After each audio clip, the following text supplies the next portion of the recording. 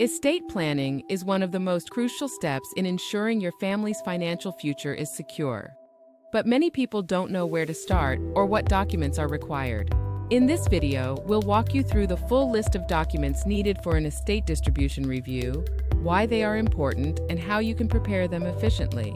Understanding estate planning and distribution. Estate distribution is the process of transferring your wealth, businesses, and personal assets to your loved ones or designated beneficiaries after you pass away.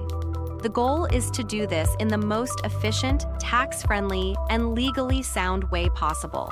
Protect your family's financial future, minimize tax burdens, ensure business continuity, avoid legal disputes. Required documents step-by-step guide. What's needed? Names of your spouse, children, and grandchildren. Dates of birth to determine financial needs over time. Smoker status, important for insurance planning. Why is this important? Helps determine who will inherit assets and how to structure wills and trusts.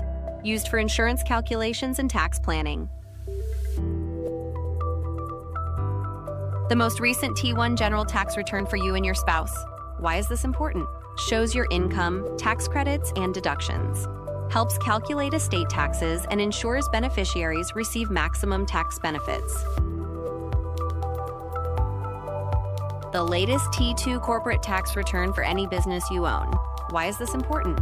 Ensures your company's financials are up to date and ready for succession planning. Identifies any tax liabilities that need to be addressed. Shareholder buy-sell agreements. What's needed? Copies of any buy-sell agreements in place. Why is this important? Protects business continuity in case of death, disability, or retirement. Defines how ownership transfers between partners.